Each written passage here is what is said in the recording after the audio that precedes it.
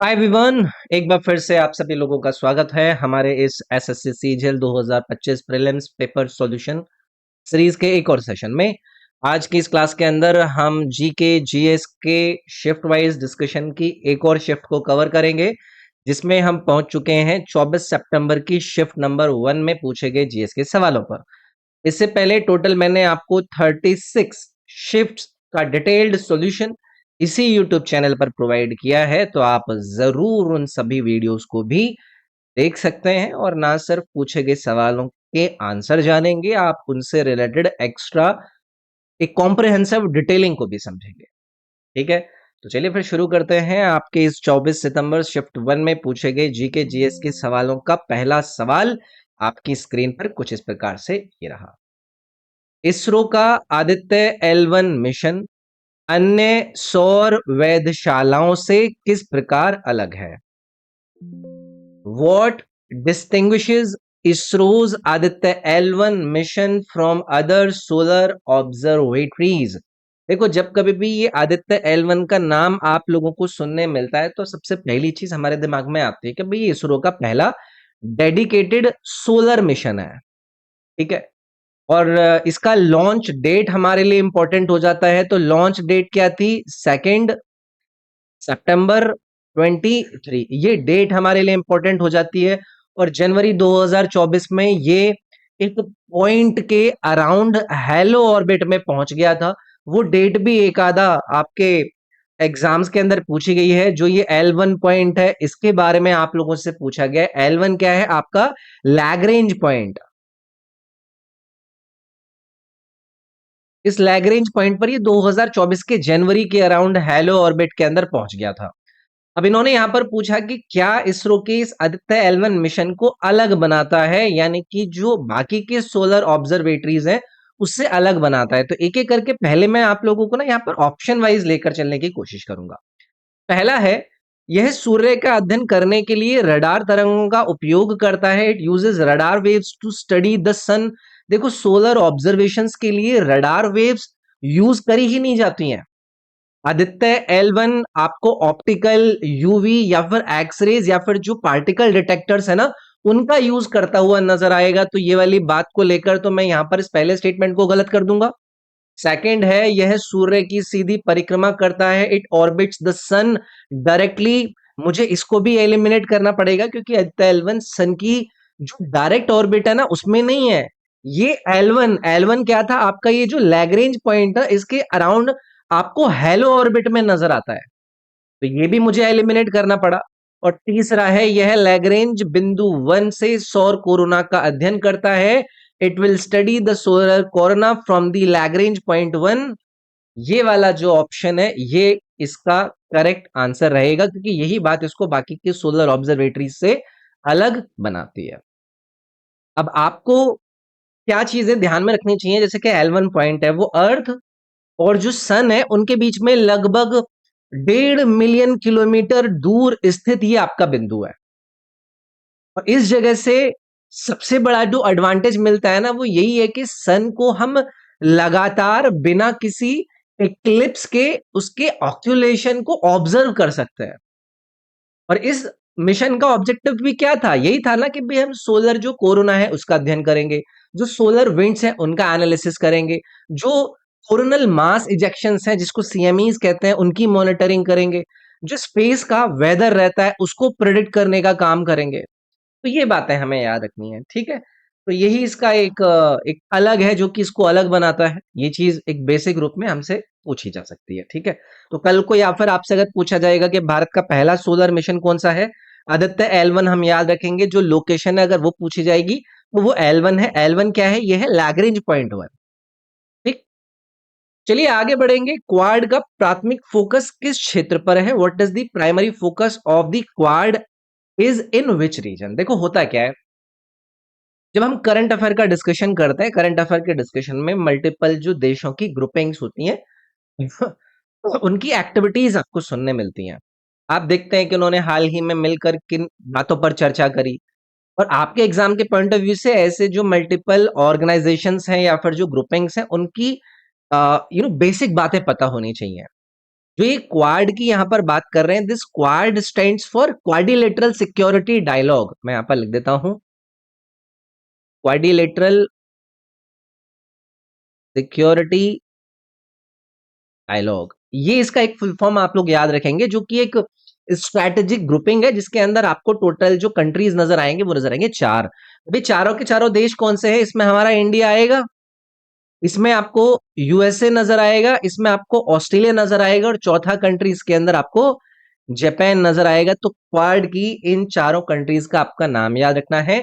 इसका जो मुख्य फोकस है वो क्या है? जो इंडो पैसिफिक रीजन है उसमें शांति बनी रहे, उसमें स्टेबिलिटी रहे, उसमें फ्री नेविगेशन को मेंटेन करा जाए। तो इसका जो संबंधित क्षेत्र था वो इंडो पैसिफिक था, इसीलिए मुझे यहां पर सी वाला ऑप्शन नजर आया। ठीक है, ऑब्जेक्टिव ज्यादातर हमें क्लियर होने चाहिए। मैंने आपको बताया कि जो मैरिटाइम सिक्योरिटी है उस पर ये फोकस करते हैं, सप्लाई चेन रेजिलियंस पर ध्यान दिया जाता है, साइबर सिक्योरिटी पर आपस में एक दूसरे के साथ हम डेटा शेयर करते हैं, डिजास्टर मैनेजमेंट जैसी चीजों पर बात करते हैं। तो ये पता है। अब इसको लेकर और आपसे क्या चीजें पूछी जा सकती हैं? आपसे पूछा जा सकता है कि बताइए जो क्वाड का कॉन्सेप्ट है वो कब दिया, किसने दिया? तो आपको एक जापानीज पीएम का नाम पता होगा जिनकी हत्या कर दी गई है कुछ समय पहले, शिंजो अबे। इनको पब्लिक गैदरिंग के अंदर एक आदमी ने आकर गोली मार दी थी, और ये जो कॉन्सेप्ट आया था ना क्वाड का, वो 2007 में दिया था इस जापानीज पीएम शिंजो अबे ने। तो यूरोप को हम यहाँ पर गलत करते हैं, ऑब्वियसली यूरोप क्वाड पर फोकस एरिया में नहीं है। अफ्रीका को हम यहाँ पर एलिमिनेट कर देंगे, अफ्रीका इंपॉर्टेंट है, लेकिन क्वाड स्पेसिफिकली जो इंडो पैसिफिक वाला एरिया है वहां पर आपको फोकस करता हुआ नजर आएगा। क्वाड के मेंबर्स हमारे लिए क्लियर है, फोकस रीजन इंडो पैसिफिक है, ये दोनों बातें पता होनी चाहिए। चलिए भाई, नेक्स्ट सवाल है, ये क्या कह रहे हैं? प्रधानमंत्री किसान ऊर्जा सुरक्षा एवं उत्थान महाभियान, जिसे हम पीएम कुसुम योजना कहते हैं, उसका मुख्य उद्देश्य कृषि के भीतर ऊर्जा क्षेत्र पर ध्यान केंद्रित करना है। इस योजना का प्राथमिक उद्देश्य क्या है? सवाल क्लियर है। एक स्कीम दी गई है, प्रधानमंत्री किसान ऊर्जा सुरक्षा एवं उत्थान महाभियान, जिसे पीएम कुसुम कहते हैं। इसका फोकस है on the energy sector with in agriculture. What is the primary objective of this scheme? Again वही वाली बात, जब आप लोगों को जीएस कवर करना होता है तो मार्केट में जो स्कीम्स आपकी चर्चा में होती है, देखो वैसे तो सरकार की दुनिया भर की योजनाएं हैं, आप उनको एक एक करके पढ़ के रट लोगे, वो बात अलग है। लेकिन जब कभी भी मैं करंट अफेयर आप लोगों से पढ़ने के लिए कहता हूं, या फिर जितना भी मैंने इस यूट्यूब चैनल पर वीकली करंट अफेयर आप लोगों को पढ़ाया है, तो वहां पर न्यूज़ में कभी भी कोई भी अगर आपको स्कीम या फिर योजना नज़र आती है, तो हमें उसके बारे में थोड़ी-सी स्टैटिक जानकारी लेनी होती है। हमें उसके उद्देश्य के बारे में पता होना चाहिए, हमें उसकी फुल फॉर्म के बारे में पता होना चाहिए। पीएम कुसुम है, कल को ये फुल फॉर्म पूछ लेंगे कि प्रधानमंत्री किसान ऊर्जा सुरक्षा एवं उत्थान महाभियान है। अगली चीज़, इसको कब लॉन्च करा गया? इसको 2019 के अंदर लॉन्च करा गया था। तीसरी चीज़, इसका जो नोडल मंत्रालय है वो कौन है? वो है ministry of new and renewable energy है। और मुख्य ऑब्जेक्टिव क्या है? जो किसान है किसानों को सोलर एनर्जी से जोड़ना, और जो डीजल पंप्स के ऊपर किसानों की डिपेंडेंसी रही है उसको कम करना। समझ गए? और कभी भी जब हम कोई भी स्कीम पढ़ते हैं ना, तो उस स्कीम्स के अंदर मल्टीपल कंपोनेंट्स हमें बताए जाते हैं। जैसे कि इस पीएम कुसुम के अंदर इसका कंपोनेंट ए क्या है कि फार्मर्स जो अ, अनउपजाऊ जमीनें हैं, जो बैरल लैंड्स हैं, उनके ऊपर अपना सोलर प्लांट लगा सकते हैं। इसके सेकंड कंपोनेंट के अंदर इन्होंने कहा है कि भाई जो स्टैंडअलोन सोलर पंप्स हैं उनको इंस्टॉल करा जाए। इसके कंपोनेंट सी के अंदर जो एग्जिस्टिंग ग्रिड कनेक्टेड पंप्स हैं उनका सोलराइजेशन करा जाए। इससे क्या होगा? इससे जो किसान है उनकी इनकम बढ़ती है, इलेक्ट्रिसिटी बिल उनके ऊपर कम आता है, डीजल कंजम्पशन उनका कम होता है, और ग्रीन एनर्जी से वो प्रमोट कर पाते हैं।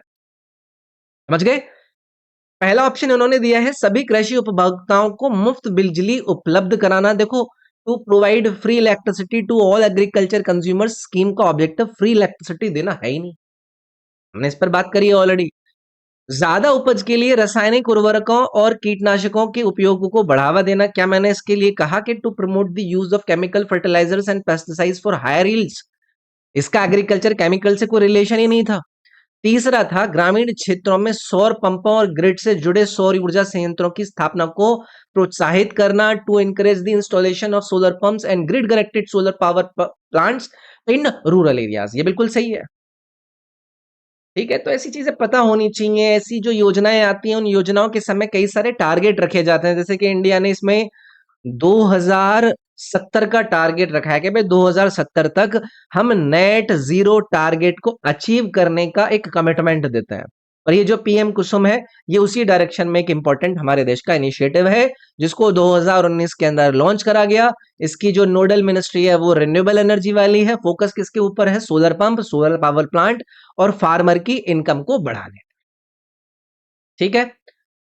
आगे बढ़ेंगे। एलोरा में चट्टानों को काटकर बनाया गया जो कैलासा टेम्पल है, कैलासा मंदिर है, वो कितनी चट्टानों को काटकर बनाया गया है? आपने जितने भी आज तक एसएससी या फिर रेलवे या फिर स्टेट के एग्जाम देखे होंगे, आपने कैलाश टेम्पल या टेरोला के बारे में दुनिया भर के सवालों को आते हुए देखा होगा। और आपने आपके जो फेमस और आपके जो प्रिय आप लोगों के अध्यापक जी हैं, जो मास्टर साहब हैं, उन्होंने भी इस पर आप लोगों को डिटेल में चीजें बताई होंगी। तो ये जो एलोरा का जो कैलाश टेम्पल है, इस पर उन्होंने आपसे पूछा है कि कितनी चट्टान हो। देखो, ये एक बड़ी चीज है। केव 16 का जब हम जिक्र करते हैं, ये केव 16 मैं आशा करता हूं आप लोगों को पढ़ाई गई होगी। केव 16 दुनिया की जो सबसे बड़े मोनोलिथ्स हैं। मोनोलिथ बोले मतलब एक ही वो रॉक है। उस एक ही रॉक से काटकर बनाया गया, यानी कि रॉक कट टेम्पल हमारे इस कैलाश टेम्पल को माना जाता है।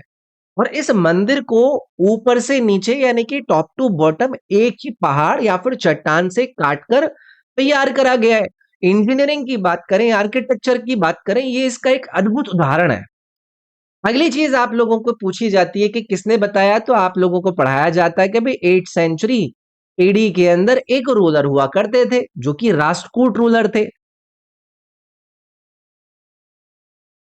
और ये जो राष्ट्रकूट रूलर थे, इन राष्ट्रकूट रूलर का नाम क्या था? कृष्णवन। इनका हमें नाम बढ़ाया जाता है कि भाई कौन सा शासक इससे संबंधित है।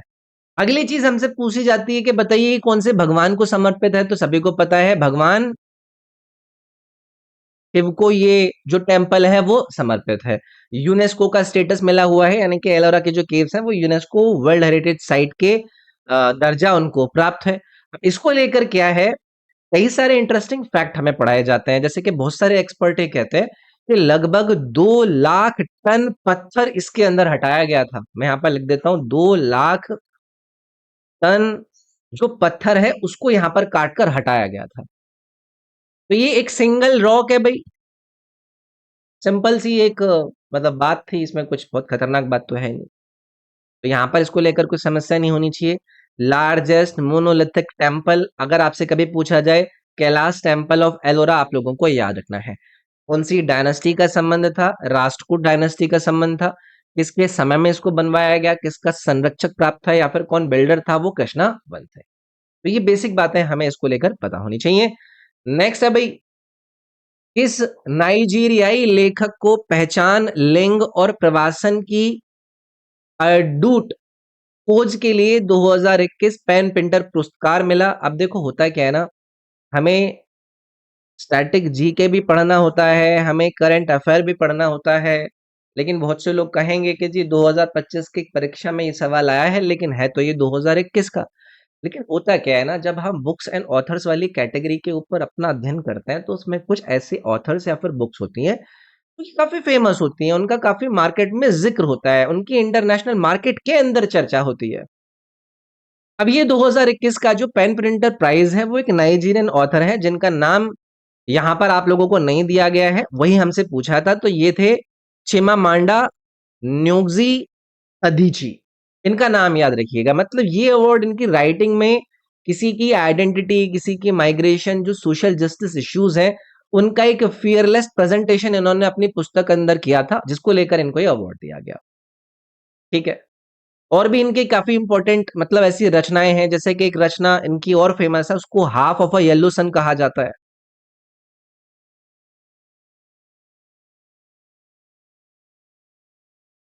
कल को हो सकता है, क्योंकि ये नाम प्रसिद्ध है, इनकी कोई दूसरी चीजें पूछ ली जाए। पर्पल हिबिस्कस एक आपकी इनकी रचना है, एक अमेरिकाना करके एक इनकी इंपॉर्टेंट रचनाएं हैं, तो ये पता हमें होना चाहिए। बाकी देखो, ये जो पेन प्रिंटर प्राइज है, इसको लेकर आप लोगों से कल को वो कोई चीज घुमा फिरा कर पूछ सकते हैं। ये अवार्ड इंग्लिश पेन द्वारा दिया जाता है। इसका नाम उस समय के एक नोबेल विनिंग प्लेराइट, एक लेखक थे, हैरोल्ड पिंटर उनका नाम था। मैं यहाँ पर लिखता हूँ, हैरोल्ड पिंटर। तो काफी नाम था, इनके नाम पर इसको रखा गया था। तो याद रखिएगा, ये छिमामांडा न्योजी अदिची को ये वाला आपका अवार्ड दिया गया। क्या डिस्कशन करती है पुस्तक के अंदर, किन बातों के बारे में बताया गया है, वो उन्होंने सवाल में आप लोगों को मेंशन कर रखा है। ठीक। नेक्स्ट है जुग्ज्वांग।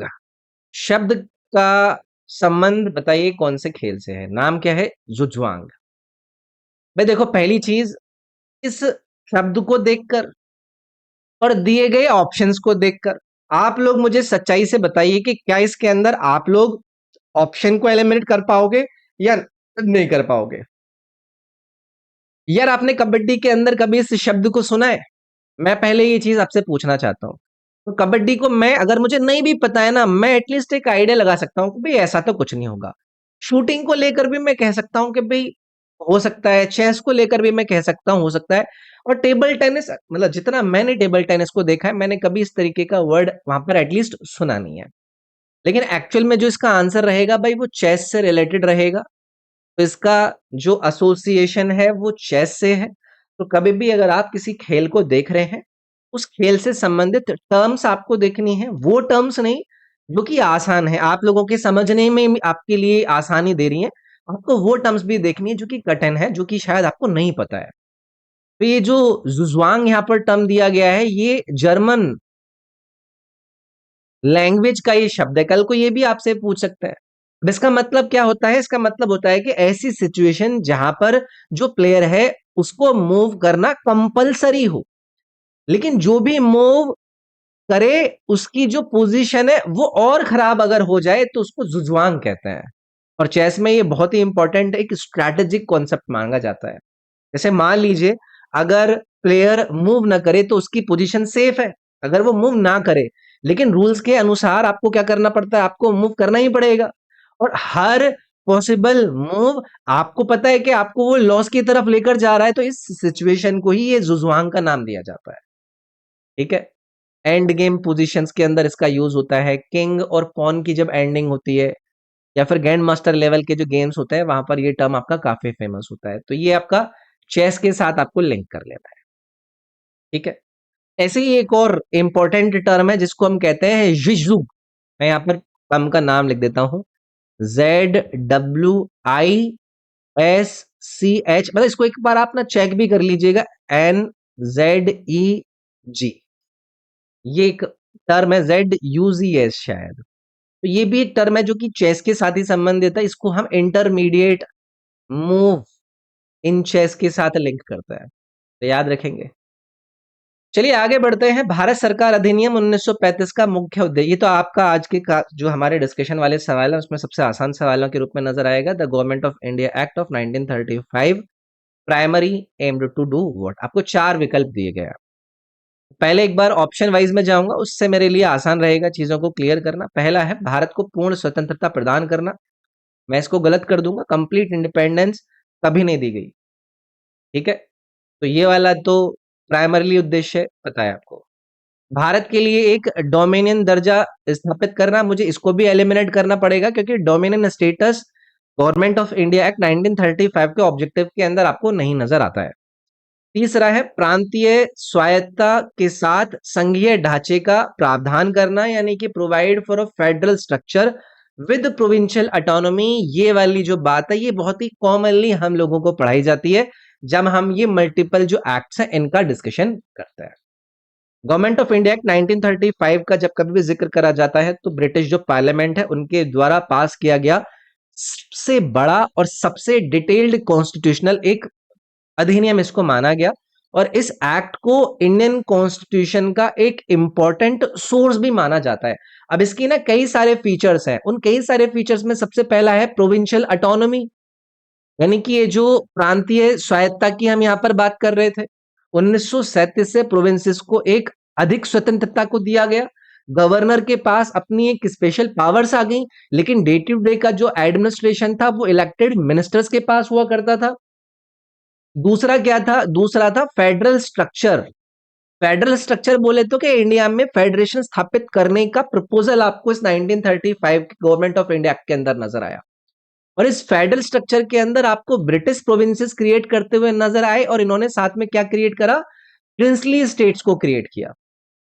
इनको इंक्लूड करना था, और ये फेडरेशन कभी फुली इंप्लीमेंट नहीं हो पाया क्योंकि प्रिंसेस जो स्टेट्स थे उन्होंने इसको ज्वाइन ही नहीं किया था। तीसरी जो इंपॉर्टेंट फीचर्स थी आपके इस government of India India act 1935 की, वो था इसका बाई कैमरल लेजिस्लेचर। कुछ प्रोविंसेस में दो सदन का सिस्टम इन्होंने इंट्रोड्यूस किया इसके जरिए, ये एक इंपॉर्टेंट फीचर है। चौथा चौथा था फेडरल कोर्ट। एक फेडरल कोर्ट लाया जाएगा, जैसे कि आपको 1937 में करा गया, एक फेडरल कोर्ट की स्थापना हुई, और यही आपका फेडरल कोर्ट बाद में हमारे देश का क्या बन गया, सुप्रीम कोर्ट बन गया। तो ये आपका सी वाला जो ऑप्शन है भाई, वो यहां पर आपका सही जाता। ठीक है, नेक्स्ट है, निम्नलिखित में से कौन सा भारतीय न्याय संहिता 2023 के तहत पहचान की चोरी से संबंधित साइबर अपराध है? Which of the following is a cyber crime related to identity theft under the Bharatiya Nyaya Samhita 2023? BNSS पर आधारित आपको आजकल बहुत सारे सवाल देखने के लिए मिलते हैं, लेकिन यहां पर मैं एक एक करके ऑप्शन वाइज जाता हूं। ऑनलाइन खातों तक पहुंचने के लिए सार्वजनिक वाईफाई का उपयोग करना, using public wifi to access online accounts. Public wifi use करना क्राइम थोड़ी ना है। दूसरा है फर्जी पहचान बनाने और धोखाधड़ी करने के लिए व्यक्तित्व विवरण चुराना, stealing personal details to create fake identities and commit fraud. ये वाला जो ऑप्शन है, ये इसके अंदर मेरे गुरु सही जाएगा। देखो, किसी की आइडेंटिटी थेफ्ट करने का मतलब है किसी व्यक्ति की जो पर्सनल इंफॉर्मेशन है उसको आपने अनऑथराइज तरीके से यूज करके अपनी एक फेक आइडेंटिटी बनाकर कहीं पर फ्रॉड करा है। जैसे कि लोग आधार कार्ड का मिसयूज करते हैं, पैन कार्ड का मिसयूज करते हैं, किसी की बैंक डिटेल्स को चुराने का काम करते हैं, किसी को अपने आप को सोशल मीडिया पर इम्पर्सनेट करने का काम करते हैं, फेक केवाईसी करते हैं। तो साइबर आइडेंटिटी थेफ्ट में आप लोगों को क्लियर होना चाहिए कि क्या क्या आएगा। किसी का बैंक अकाउंट खोल दिया आपने, फेक बैंक अकाउंट, आपने लोन ले लिया, आपने ऑनलाइन फ्रॉड कर दिया, फेक सोशल मीडिया आपने किसी की प्रोफाइल बनानी, ये सब के सब आता है। तो ये जो बी वाला ऑप्शन है ये आपका इसके अंदर आएगा भाई। ठीक है, बीएनएस 2023 ने आईपीसी को रिप्लेस किया था, ये वाली बातें मैं आपको पहले ऑलरेडी बता चुका हूं। नए क्रिमिनल लॉज आए थे, बीएनएस जिसको भारतीय न्याय संहिता कहते हैं, बीएनएसएस जिसको हमने भारतीय नागरिक सुरक्षा संहिता कहा था, और बीएसए जो कि भारतीय साक्ष्य अधिनियम था। ठीक है, चलिए भाई आगे बढ़ेंगे। अगला है 2019 से उत्तर प्रदेश के 20वें राज्यपाल बताइए, दिए गए चार विकल्प में से कौन है भाई? वही वाली बात, करंट अफेयर के अंदर अलग अलग राज्यों के राज्यपाल, मुख्यमंत्री या फिर इंपॉर्टेंट पोजीशंस किसी अलग अलग इंस्टीट्यूशंस के अंदर आप लोगों को पेपर में जाने से पहले रटनी पड़ती है। यहाँ पर जो ये आनंदी बेन पटेल आपको ऑप्शन नंबर ए के अंदर दी गई हैं, ये जुलाई 2019 से उत्तर प्रदेश की गवर्नर है, वही जो गुजरात की पहली महिला चीफ मिनिस्टर भी रह चुकी हैं। तो इसको लेकर एक और सवाल पूछा जा सकता है, first female CM of Gujarat, ये एक टर्म भी इनके साथ एसोसिएट करी जाती है। पहले कैबिनेट मिनिस्टर भी रह चुकी हैं, मध्य प्रदेश की भी इससे पहले गवर्नर रह चुकी हैं, ये छत्तीसगढ़ का भी गवर्नर का एडिशनल चार्ज अदा कर चुकी हैं, और फिर ये उत्तर प्रदेश का भी इनके पास है। ठीक है, तो याद रखेंगे गवर्नर को लेकर क्लैरिटी है कि किसी भी राज्य का संवैधानिक एक हेड होता है, प्रेसिडेंट द्वारा इनको अपॉइंट करा जाता है, और इनका जो टेन्योर होता है वो नॉर्मली 5 साल का होता है। ठीक है, तो ये आनंदीबेन पटेल हमें यहाँ पर आंसर करना है। सत्यपाल मलिक आपको यहाँ पर गलत करना है, जम्मू एंड कश्मीर, गोवा, मेघालय, इन जैसे राज्यों के पहले गवर्नर रह चुके हैं, काफी फेमस एक व्यक्तित्व है। आपको यहाँ पर राम नरेश यादव का भी नाम दिया गया है, ये एमपी के गवर्नर रह चुके हैं। ठीक है, यहाँ पर राजेंद्र विश्वनाथ आर्लेकर का भी नाम दिया गया है, ये केरला के गवर्नर रह चुके हैं, यूपी से इनका गवर्नर संबंधित कोई इन्वॉल्वमेंट नहीं रहा है। नेक्स्ट है, निम्नलिखित में से कौन वेदांग या वेद का अंग नहीं है? यार ये बहुत ही आसान सवाल है, आपको वेदांगों के बारे में पढ़ाया जाता है, इन्होंने पूछ लिया कि लिम्ब ऑफ द वेदास यानी कि वेदा का अंग इन चार में से किसको नहीं माना जाता है? तो कुछ ऐसे हैं जिनको वेदाओं का अंग माना जाता है। तो होता है क्या है ना, आपको टोटल 6 वेदांग पढ़ाए जाते हैं जब आप अपने एंशिएंट इंडियन हिस्ट्री का डिस्कशन करते हैं, जिसमें सबसे पहला होता है शिक्षा। शिक्षा, यानी कि किसी चीज को प्रोनाउंशिएट करना, किसी चीज का उच्चारण। और दूसरा होता है कल्प। व्हाट इज दिस कल्प? कल्प का मतलब आपका कर्मकांड, आपके रिचुअल्स, आपकी जो सेरेमनीज है। तीसरा क्या है? व्याकरण। व्याकरण बोले तो व्याकरण को आप संबंध करोगे ग्रामर से, यानी कि व्याकरण से। चौथा है निरुक्त। ये पता होने चाहिए क्योंकि इनको ऐसे करके पूछ लिया जाता है कि कौन सा नहीं है। What is this Nirukta? ये है आपका जो शब्दों की व्याख्या आप लोग कर रहे हैं, जो एटमोलॉजी को आप यूज कर रहे हैं। चौथा क्या है भाई? चौथे का आइडिया है छंद। छंद है ये। छंद मतलब आप समझते हैं ना, वैदिक जो मात्रे होता है, छंद जिनको हम कहा जाते कहते हैं। ऐसे ही ज्योतिष, एक ज्योतिष है। तो छह हो गए ना, एक, दो, तीन, चार, पांच, ये छह। इनको आप याद रखेंगे। ज्योतिष बोले तो जो एस्ट्रोनॉमी और एस्ट्रोलॉजी यानी कि ज्योतिष शिक्षा से संबंधित है, तो ये हमें याद रखना है। बाकी अब देख लो ऑप्शन में आपका कल्प आ गया इसमें। आपका ये जो वैशिष्ट दिया गया है ये नहीं था इसमें, बाकी व्याकरण है और आपका ज्योतिष है। अब ये जो ऑप्शन नंबर बी के अंदर आपको दिया गया है, इसको लेकर आप लोगों को क्लैरिटी होनी चाहिए। देखो, ये मैंने जान लिया कि वेदांग का अर्थ क्या है, कि भाई वेदों के अंग, या फिर जिन्हें हम ऑक्सिलरी डिसिप्लिन्स ऑफ वेदा कहते हैं। और इनका उद्देश्य है वेदों को सही तरीके से आप लोगों को समझाना, पढ़ाना और उनको संरक्षित रखना, यानी कि प्रिजर्व करना। लेकिन ये जो ऑप्शन आपको यहाँ पर दिया गया है ना, वैशिष्ट, वैशिष्ट वेदांग नहीं है। ये हमारी हिंदू फिलॉसफी के जो छह आस्तिका दर्शन है ना, ऑर्थोडॉक्स स्कूल्स हैं, उनमें से ये एक है। इनके फाउंडर कई बार पूछ ले जाते हैं, कौन थे? आपको पता है, महर्षि कर्णद, है ना? कर्णद, महर्षि कर्णद इनके फाउंडर के रूप में जाने जाते हैं, जिनका जो मुख्य फोकस था वो एटॉमिज्म पे था, यानी कि परमाणु सिद्धांत से रिलेटेड थे। मैं यहाँ पर लिख देता हूँ, पर मानो सिद्धांत से इनका संबंध रहा। जो मैटर और यूनिवर्स का नेचर है उसका इस कर्णद के द्वारा अपनी इस वशिष्ठ के अंदर जिक्र किया गया। ठीक है, तो चलिए भी आगे बढ़ते हैं। नेक्स्ट है, सौर ऊर्जा उत्पादन के संबंध में दिए गए कथनों में से कौन से कथन आपके सही हैं? ये आपको दो इन्होंने कथन दिए हैं।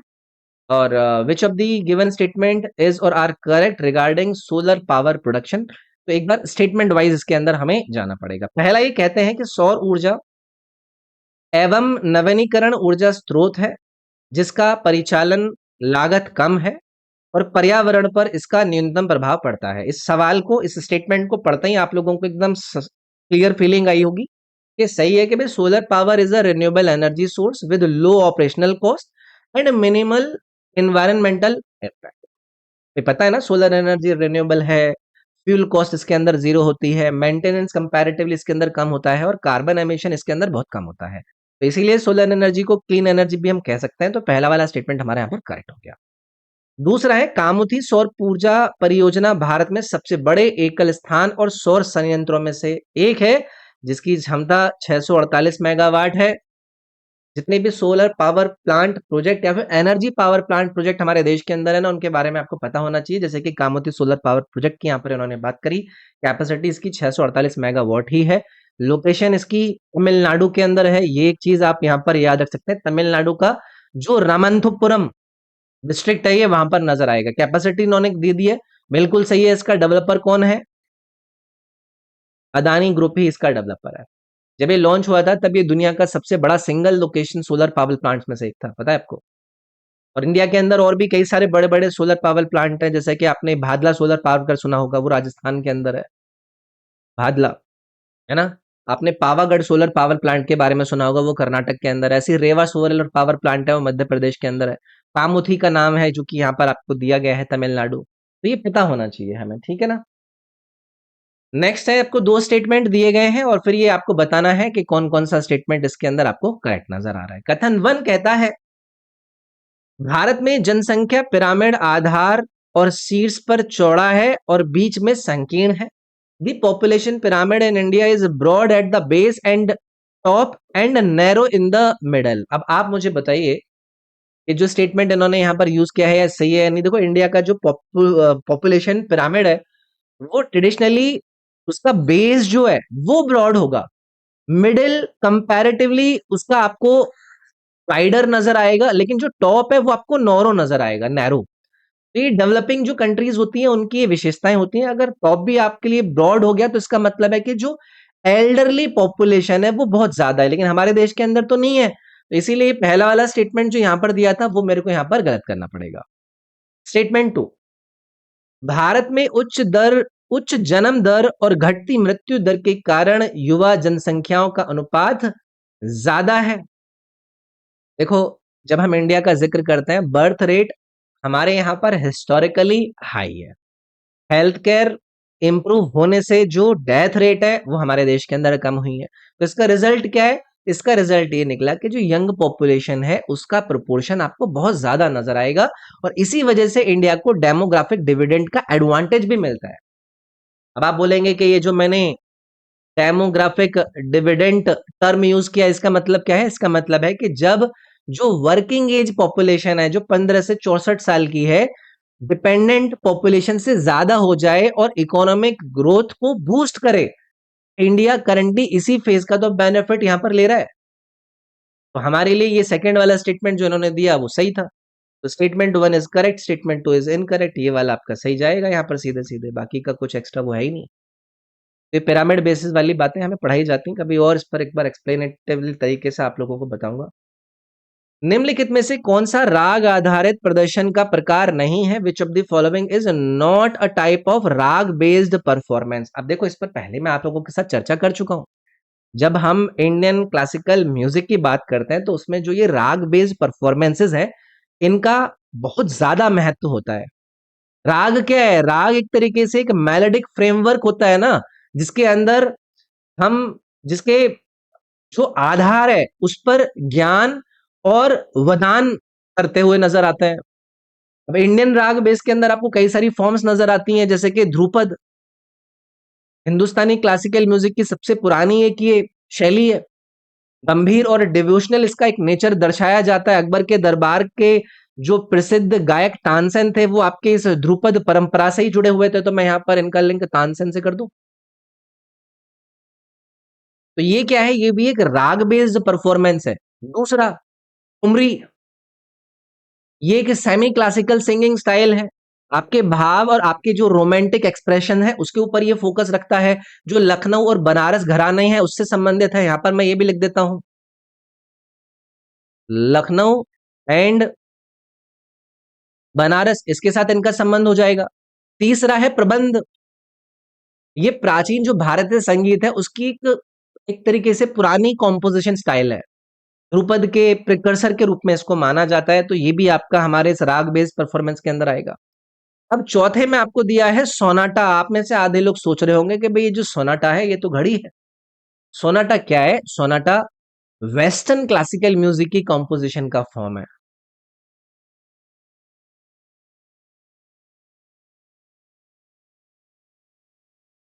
वेस्टर्न क्लासिकल म्यूजिक की कॉम्पोजिशन का एक फॉर्म है। ये इंडियन राग सिस्टम का हिस्सा नहीं है। ऐसे आपको और भी फेमस वेस्टर्न कंपोजर्स नजर आएंगे, जैसे कि हम मोजर्ट का बात करते हैं, हम बेथोवन का बात करते हैं, हम हाइडन का बात करते हैं। तो वो अलग है, ठीक है। बाकी मैंने आपको इसके अंदर एक्सप्लेनेशन दिया। नेक्स्ट है भाई, निम्नलिखित में से कौन सा कथन भारतीय स्थापत्य कला के इतिहास में व्यापक रूप से समझे जाने वाले मथुरा और गांधार कला शैलियों के बीच मुख्य अंतर का सबसे सटीक वर्णन करता है? बहुत ही आसान सा सवाल है। ऐसा आपको देखकर ही लग रहा होगा काफी भारी भरकम, लेकिन इस सवाल के अंदर एक्चुअली में कुछ है नहीं।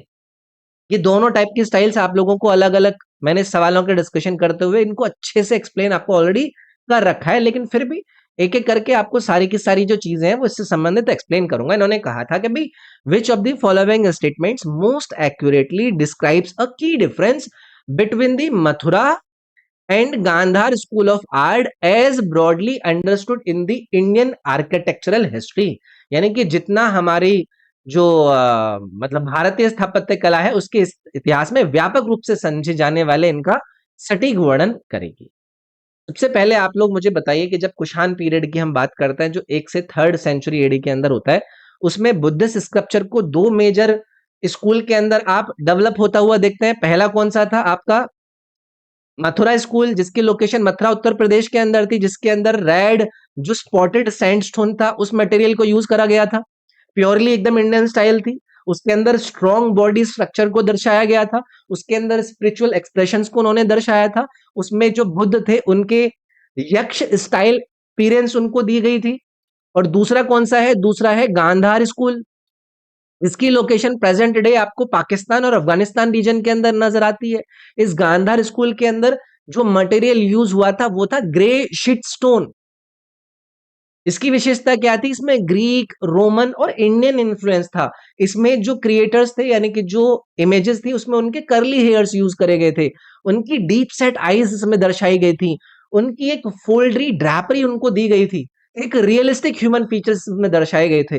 तो इसीलिए अगर आपको गांधार का जिक्र करना हो तो उसको हम ग्रीको बुद्धिस्ट आर्ट का नाम भी दे देते हैं। तो दोनों फीचर क्लियर। इन्फ्लुएंस किसमें है, किसका है, किस तरीके से है? तो मथुरा के अंदर इंडियन इन्फ्लुएंस है। गांधार आर्ट के अंदर आपको ग्रीको रोमन नजर आएगा। जो स्टोन्स का यूज हुआ मथुरा आर्ट के अंदर वो रेड सैंडस्टोन का हुआ। जो गांधार स्कूल ऑफ आर्ट के अंदर मटेरियल का यूज हुआ वो ग्रे शिल्स का यूज हुआ। बुद्ध की इमेज को मथुरा स्कूल ऑफ आर्ट के अंदर यक्ष की तरह दिखाया गया, लेकिन जो गांधार स्कूल है वहां पर उसको ग्रीक स्टाइल में दर्शाया गया। और रीजन क्लियर है, मथुरा वाला जो है वो आपका यूपी रीजन के अंदर आ जाएगा और गांधार वाला आपका north western India, India Pakistan Afghanistan वाले रीजन में नजर आएगा। एक एक करके ऑप्शन देख लीजिए। मथुरा कला मुख्यतः हरे फाइलाइट का प्रयोग किया गया, गलत कर देंगे, इसमें ग्रीन फाइलाइट का यूज नहीं करा गया है मथुरा आर्ट के अंदर, वहां पर तो रेड सैंडस्टोन का यूज करा गया है।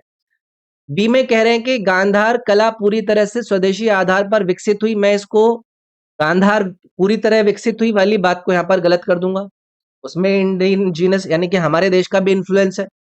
तीसरा है मथुरा कला मुख्य रूप से बौद्ध विषयों पर केंद्रित थी, जबकि गांधार कला हिंदू देवी देवताओं पर केंद्रित थी। देखो ये वाली बात पूर्णतः ये कह देना कि प्रीडोमेंटली बुद्धिस्ट थीम पर फोकस रहेगी जबकि गांधार हिंदू डेइटीज पर, ये गलत हो जाएगा। गांधार के अंदर तो आपको पता है ना ग्रीको रोमन इन्फ्लुएंस था, तो ये वाला भी गलत हो गया। चौथा है मथुरा कला में बुद्ध को स्वदेशी यक्ष जैसी शैली में दर्शाया गया, जबकि गांधार कला में ग्रीको रोमन विशेषताएं प्रतिबिंबित होती हैं। ये डी वाली बात ऑलरेडी मैंने आप लोगों को एक्सप्लेन कर दी थी। सही रहेगा ये डी वाला ऑप्शन। चलिए आगे बढ़ेंगे। भारत की राष्ट्रीय और संस्थागत खेल प्रतियोगिताओं के बारे में निम्नलिखित में से कौन सा या कौन से कथन सही है? ये तीन स्टेटमेंट इन लोगों ने आप लोगों को दे दिए। Which of the following statements about India's national and institutional sports competition is or are correct? Statement 1, राष्ट्रीय खेल 1924 में लाहौर में शुरू हुए और 9वें खेलों से बॉम्बे में इनका नाम बदला गया। National games began in 1924 at Lahore and were renamed from the 9th games in Bombay। क्या ये स्टेटमेंट करेक्ट है? इस स्टेटमेंट को आप एक स्टैटिक नॉलेज के रूप में याद रख लीजिएगा कि 1924 में लाहौर में ऑल इंडिया ओलंपिक गेम्सों का आयोजन करा गया और 1940 में बॉम्बे में जब इनका 9वां संस्करण था उसके बाद इनका नाम नेशनल गेम्स रख दिया गया था। ठीक है, अगला देखेंगे भाई। अगला स्टेटमेंट क्या कह रहा है? अगला कह रहा है कि एसजीएफआई कुश्ती और कबड्डी जैसे संपर्क खेलों में केवल 17 वर्ष से कम आयु के लड़कों के लिए राष्ट्रीय प्रतियोगिता आयोजित करता है। इन्होंने क्या बात कह दी भाई? इसे मुझे यहां पर गलत करना पड़ेगा। ये जो एसजीएफआई है जिसको लेकर कहा गया है holds nationals only for boys under 17, ये अंडर 14, अंडर 17, अंडर 19 तीनों में कराते हैं। तो अगर ये कह देंगे कि ओनली फॉर अंडर 17 तो इसीलिए स्टेटमेंट बी हमें यहां पर गलत करना पड़ेगा। तीसरा है अंतर विश्वविद्यालय टूर्नामेंट नॉकआउट या लीग प्रारूप का उपयोग करते हैं और प्रति विश्वविद्यालय एक टीम की अनुमति देते हैं। ये वाली बात बिल्कुल सही है कि inter university tournaments use knockout और league formats and allow one team पर यूनिवर्सिटी वाली बात बिल्कुल सही है। तो इसको एआईयू यानी कि जो एसोसिएशन ऑफ इंडियन यूनिवर्सिटीज है वो इसको कंडक्ट करता है। नॉकआउट और लीग फॉर्मेट इसके अंदर रखते हैं, हर यूनिवर्सिटी से एक टीम इसके अंदर आती है, एक नेशनल लेवल का यूनिवर्सिटी कंपटीशन इसके अंदर रखा जाता है। एसजीएफआई की स्थापना कब हुई थी? एनीवन? 1954 में इसकी स्थापना हुई थी। ये एक्स्ट्रा बात आप लोगों को याद रखनी है। हेडक्वार्टर कहां पर है? आगरा के अंदर इस एसजीएफआई का हेडक्वार्टर है। ये जैसी बातें आपको पता होनी चाहिए। नेक्स्ट है, निम्नलिखित में से कौन सी रचना विजयनगर के शासक कृष्णदेव राय द्वारा रचित थी और जो अपनी काव्य समृद्धि और भगवान विष्णु की भक्ति के लिए प्रसिद्ध है? बहुत ही आसान सवाल है। Which of the following works was composed by the Vijayanagar ruler Krishnadev Raya and is renowned for its poetic richness and devotion to Lord Vishnu? आपको अमुक्त मर्यादा पढ़ाई थी भाई हमने, अगर किसी ने मुझसे पढ़ा है, अगर आपके प्रिय अध्यापक ने आपको पढ़ाई हो तो बहुत अच्छी बात है। अमुक्त मर्यादा तेलुगु तेलुगु लिटरेचर की सबसे प्रसिद्ध रचनाओं में से एक है, जिसे विजयनगर एम्पायर के जो महान शासक कृष्णदेव राय थे उनके द्वारा लिखा गया था। मतलब अमुक्त मर्यादा का अर्थ है the giver of the won island. ठीक है, तो ये कहानी जो वैष्णव संत थे अंदल, ये एक वैष्णव संत थे जिनको गौड़ देवी भी कहते हैं, और भगवान विष्णु उनके प्रति उनकी जो भक्ति है उसके ऊपर इन्होंने आधारित इसको करा है। कृष्णदेव राय पर आपको पता है 1509 से 1529 तक का इनका रूल रहता है। कौन सी डायनेस्टी से थे ये? तुलु डायनेस्टी से इनका संबंध रहा। तो ये बातें हमें भाई पता होनी चाहिए, ऐसी कई सारी चीजें हमसे पूछ ली जाती हैं। नेक्स्ट है फिल इन द ब्लैंक, रिक्त स्थान भरें।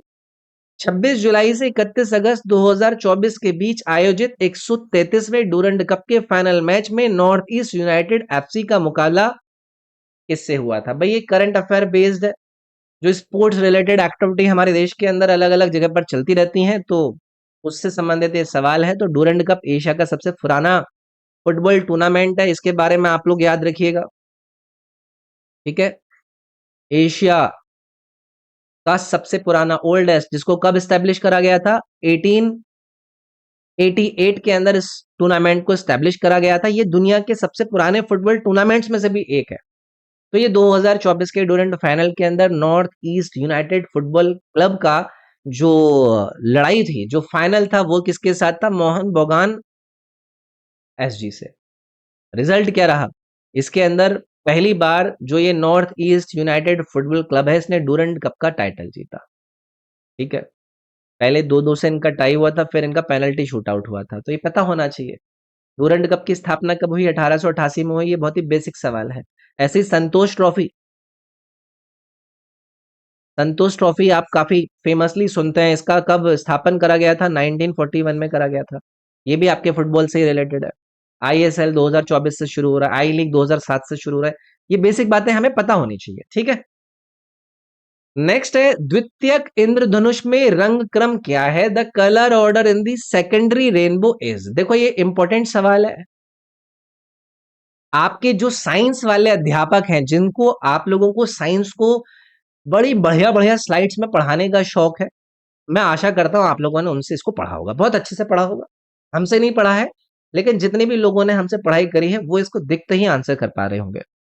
देखो, जब हम इंद्रधनुष की बात करते हैं या फिर रेनबो, सनलाइट के रिफ्लेक्शन, उसके रिफ्रैक्शन और उसके जो डिस्पर्शन होता है, इनकी बात करते हैं, तो उसका फॉर्मेशन इन तीनों चीजों से ही पता चलता है हमें, कि वहां पर आपको सनलाइट का रिफ्लेक्शन भी होता हुआ नजर आएगा, रिफ्रैक्शन भी होता हुआ नजर आएगा, और डिस्पर्सन भी नजर आएगा।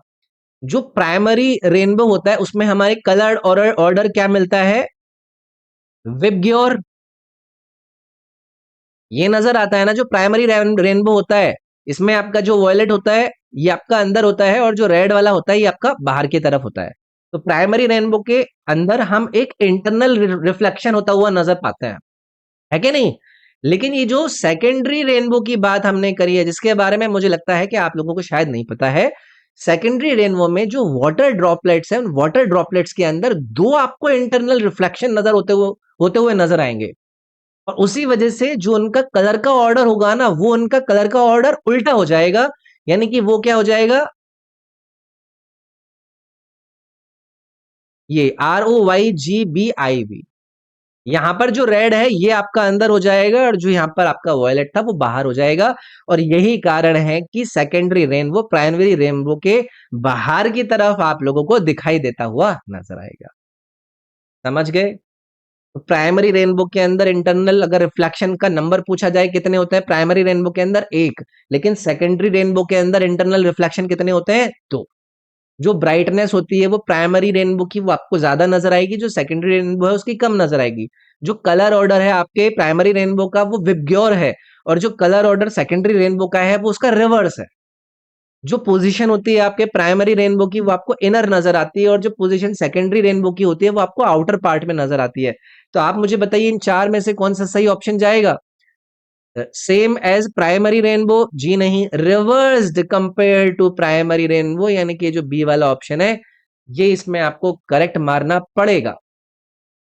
ठीक है, रेनबो के फॉर्मेशंस के अंदर जो आपको घटनाएं नजर आती हैं वो कौन कौन सी? Refraction, dispersion, reflection and refraction again. Please इसको याद रखिएगा। ठीक है, बाकी अपने अध्यापक से पूछिएगा जिससे भी आपने अपना थ्योरी पूरा किया है। थोड़ा हिमाचल प्रदेश में मार्शल आर्ट को किसके साथ जोड़ता है? थोड़ा combines martial art with what in Himachal Pradesh? देखो, थोड़ा जो है ना वो हिमाचल प्रदेश का एक ट्रेडिशनल फोक खेल है, जो मार्शल आर्ट के साथ साथ एक और खेल के साथ एक कॉम्बाइन करके मनाया जाता है। इसमें करी जाती है तीरंदाजी यानी कि आर्चरी। शिमला में, सोलन में या फिर सिरमौर में अगर आप कहीं पर रहे हैं, जैसे इन क्षेत्रों में इसको खेला जाता है। कैसे खेला जाता है? इसके अंदर ना दो टीमें बनाई जाती हैं। एक टीम को कहा जाता है साथी, और जो दूसरी टीम होती है उसको पाशी कहा जाता है। तो ये देखा होगा आपने, जो इनके खिलाड़ी होंगे वो ट्रेडिशनल्स अपने कपड़े पहनकर आते हैं और एक दूसरे पर वो तीर चलाते हैं इसके अंदर। लेकिन ये तीर नॉर्मल नहीं होते हैं, इनके आगे आपको लकड़ी का एक काफी ब्लंट टिप लगी हुई होती है, ताकि किसी को ना गंभीर चोट ना लगे, है ना। तो उसमें ये भी कोशिश करते हैं कि जो ओपोनेंट है उनके लेग्स यानी कि घुटने के नीचे का हिस्सा इसके अंदर वो टारगेट करता है। तो ये आर्चरी के साथ कॉम्बिनेशन करा जाता है इसमें मार्शल आर्ट का। तो ये चीज हम याद रखेंगे। थोड़ा का संबंध किससे है? हिमाचल प्रदेश से है। ये बात भी कल को आपसे वो पूछ सकते हैं। कॉम्बिनेशन इसमें मार्शल आर्ट और आर्चरी का है, ये भी हमें याद रखना है। नेक्स्ट है आर्थिक स्वतंत्रता सूचकांक 2025 की रूढ़िवादी थिंक टैंक द्वारा प्रकाशित की जाती है। The index of economic freedom 2025 is published by which conservative think tank? देखो, जितनी भी ये इंडेक्स वगैरह आती है इनको जारी करने वाली जो ये एजेंसीज है इनके बारे में हमें पता होना चाहिए, और पता भी होता है।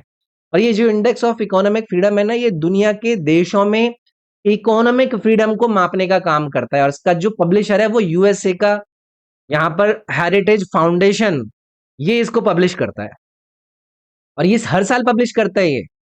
अब इसके अंदर ना कई सारे पैरामीटर्स को रखा जाता है, जैसे कि इसके अंदर रूल ऑफ लॉ कैसा है किसी देश के अंदर, उनकी सरकार का साइज कितना है, उनकी रेगुलेटरी एफिशिएंसी कितनी है, उनके यहाँ पर ओपन मार्केट सिस्टम कैसा है। तो हाई इकोनॉमिक फ्रीडम का मतलब होता है कि बिजनेस करना वहां पर कितना आसान है, ट्रेड बैरियर्स तो वहां पर कम है या नहीं है, प्रॉपर्टी राइट्स स्ट्रांग है या नहीं है, इन्वेस्टमेंट फ्रेंडली एनवायरनमेंट है या नहीं है उस देश के अंदर। तो ये हमें याद रखना है। हेरिटेज फाउंडेशन की जो स्थापना है वो 1973 के अंदर करी गई थी। इसका जो हेडक्वार्टर है वो यूएसए के अंदर है, वॉशिंगटन डीसी में। तो ये बेसिक बेसिक बातें इसको लेकर आपको पता होनी चाहिए। ठीक, नेक्स्ट है खुली अर्थव्यवस्था में आउटपुट बाजारों के बारे में निम्नलिखित में से कौन सा कथन सही है? Which of the following statements about the output markets in an open economy is correct? देखो, मुझे लगता है कि जब कभी भी इकोनॉमिक्स का जिक्र करा जाता है तो आधे लोगों को चक्कर आने लगता है। सबसे पहली चीज यहाँ पर आप लोगों के लिए ये है कि भाई ये जो ओपन इकोनॉमी है, ये ओपन इकोनॉमी क्या होता है? देखो, ऐसी अर्थव्यवस्था जो दूसरे देशों के साथ अच्छे से ट्रेड करे, उनकी सर्विस ट्रेड हो, उनका इन्वेस्टमेंट जाए आए और उनका कैपिटल फ्लो बने। ये सारी चीजों को अगर कोई देश कोई अर्थव्यवस्था अलाउ कर रही है तो वो ओपन इकोनॉमी कहलाएगी। जैसे कि इंडिया 1991 के बाद ग्रेजुअली एक ओपन इकोनॉमी बनी। दूसरी चीज आप लोग मुझसे पूछेंगे output market. Now what is this output market? Output market वो मार्केट है जहां पर फाइनल गुड्स एंड सर्विसेज को आप लोग बाई और सेल करते हैं, और ओपन इकोनॉमीज के अंदर जो कंज्यूमर है वो फॉरेन प्रोडक्ट्स को खरीद सकते हैं। प्रोड्यूसर्स इंटरनेशनल मार्केट में प्रोडक्ट्स को जाकर बेच सकता है, उससे कंपटीशन बढ़ती है, उससे क्वालिटी इंप्रूव होती है। इसीलिए जो कंज्यूमर्स हैं और जो प्रोड्यूसर्स हैं इसमें दोनों को काफी वाइडर चॉइसेस प्रोवाइड करी जाती है। जैसे कि इंडिया का जो कंज्यूमर है वो एप्पल आईफोन यूएसए का यूज करता है, टोयोटा कार हम जापान से यूज करते हैं, सैमसंग मोबाइल हम साउथ कोरिया का लेकर आते हैं, वो हम खरीद सकते हैं। इसी तरह इंडियन कंपनीज भी बाहर अपना एक्सपोर्ट कर सकती है। तो उन्होंने पूछा था कि विच of the following statement about output markets in an open economy is correct. Option wise जाते हैं। एक देश केवल उतना ही उत्पादन कर सकता है जितना वह उपभोग करता है। जी नहीं, ओपन इकोनॉमी में एक्सपोर्ट और इंपोर्ट दोनों ही होते हैं। उपभोक्ताओं को घरेलू स्तर पर उत्पादित वस्तुओं तक ही सीमित रखा गया है। जी नहीं, ये क्लोज्ड इकोनॉमी की विशेषता है, ओपन इकोनॉमी की थोड़ी ना है।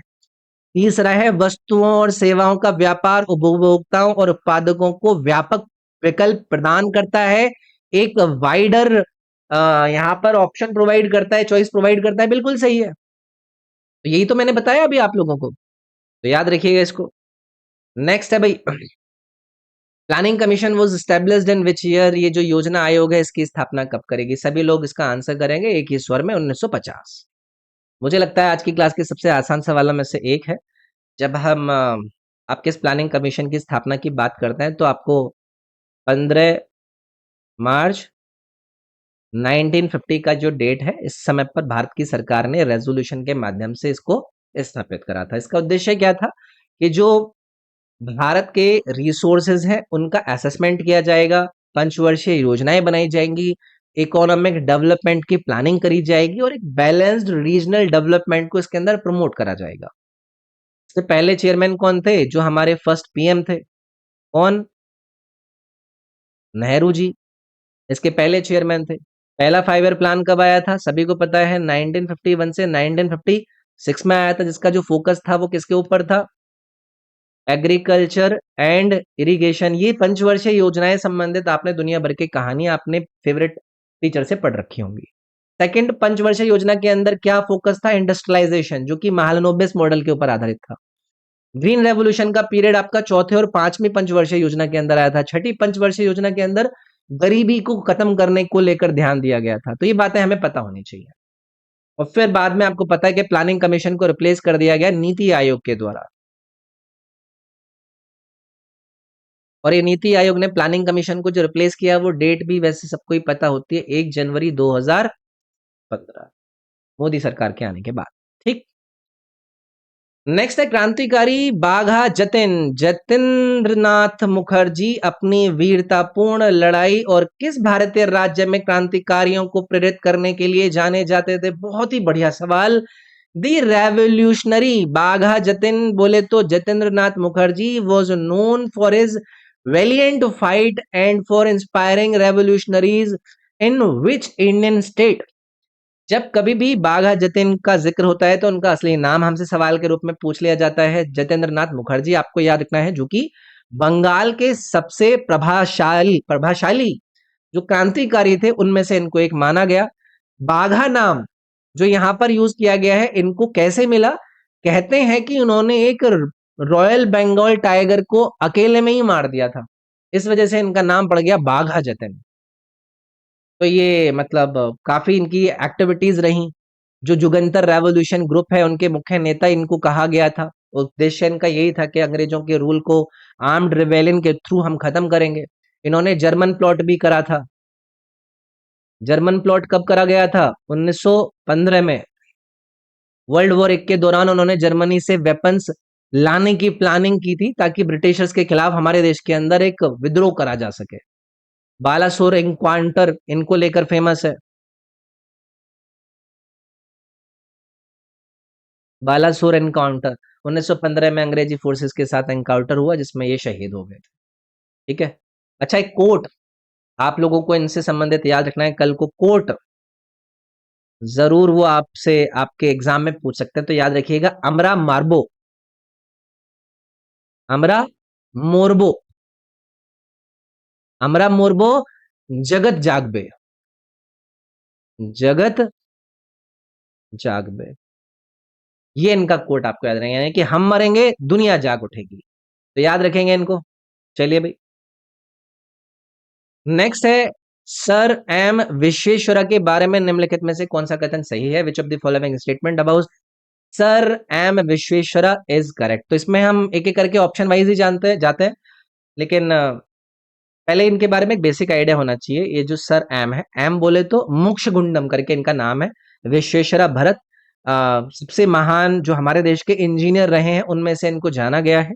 1861 में ये पैदा हुए थे, और इसी दिन को हम हमारे देश के अंदर एक दिन के नाम से मनाते हैं। किस नाम से? Engineers day. और ये इंजीनियर्स डे किस दिन आता है हमारे देश के अंदर? 15 सितंबर। इनका ये 1861 के अंदर 15 सितंबर का दिन इसके लिए फेमस है। ठीक है, तो कंट्रीब्यूशन इनका बहुत ज्यादा है। जैसे कि कृष्णा सागर डैम कर्नाटका के अंदर है, उसके लिए कर्नाटक का जो कृष्णा सागर डैम है, उन्होंने इसका डिजाइन और इरिगेशन प्लानिंग में अपना महत्वपूर्ण योगदान दिया था। ठीक है, तो एक एक करके ऑप्शन वाइज देख लेते हैं। He was the first recipient of Bharat Ratna. जी नहीं, ये वाला ऑप्शन हमें यहाँ पर एलिमिनेट करना पड़ेगा, है ना। तो पहला जो भारत रत्न दिया गया था वो सी राजगोपालाचारी को दिया गया था, राधा कृष्णन जी को दिया गया था, सीवी रमन को दिया गया था।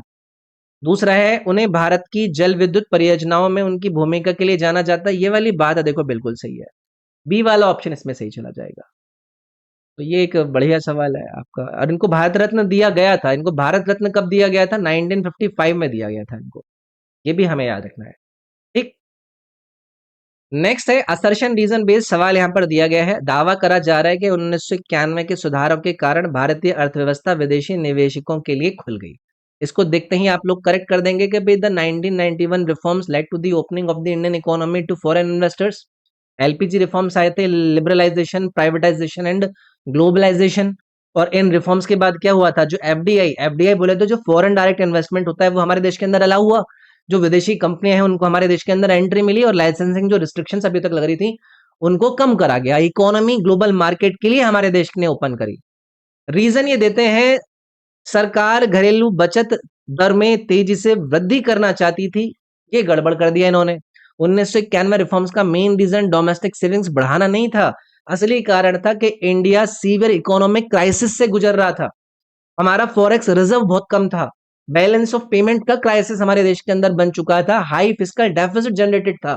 इन्फ्लेशन हमारे देश के अंदर बहुत ज्यादा थी, और 1991 में इंडिया के पास लगभग 2 से 3 वीक के इंपोर्ट के लिए फॉरेक्स रिजर्व पेंडिंग था। और इस क्राइसिस के बाद रिफॉर्म्स को लॉन्च करा गया, जिस समय उस समय के finance minister doctor Manmohan Singh, prime minister PV Narasimha Rao को श्रेय दिया जाता है। तो ये रीजन जो इन्होंने यहां पर दिया है वो गलत है। असर्शन सही था, तो असर्शन ट्रू, रीजन फॉल्स वाला इस सी विकल्प इस सवाल को सही कर देगा। तो भाई ये था डिस्कशन डिस्कशन ऑफ 24 सितंबर 2025 की शिफ्ट नंबर 1 का। इस क्लास की पीडीएफ विद सॉल्यूशन मेरे ऐप पर मिल जाएगी। मेरा ऐप ये है edu24। यहां से एसएससी सीजीएल 2025 पेपर्स करके एक फोल्डर बना रखा है, इसमें मैंने इसके स्टोर सेक्शन में आप वहां से ले सकते हैं। बाकी इसके स्टोर सेक्शन में एक मैंने 20,000 से ज्यादा जीके जीएस के क्वेश्चंस का प्रैक्टिस कोर्स भी एक डाल रखा है, अगर आप लेना चाहें तो वो भी ले सकते हैं। बाकी इससे पहले के जितने भी प्लेलिस्ट वगैरह हैं वो मैंने अपने इस प्लेटफॉर्म पर प्रोवाइड कर रखे हैं। अब हमारी टोटल 37 शिफ्ट पूरी हो गई हैं, फटाफट से बाकी की भी कराते हैं। और इंग्लिश की भी मैंने शुरू कर दी है, इंग्लिश की प्लेलिस्ट भी आप देख सकते हैं, एक एक करके उस पर भी वीडियो आनी शुरू हो जाएंगी। तो चलिए फिर मिलते हैं नेक्स्ट वीडियो में, इसमें इतना ही रखेंगे। अपना ख्याल रखिए आप लोग, अपना मिलते हैं फिर नेक्स्ट वीडियो में। Thank you, take care, bye bye.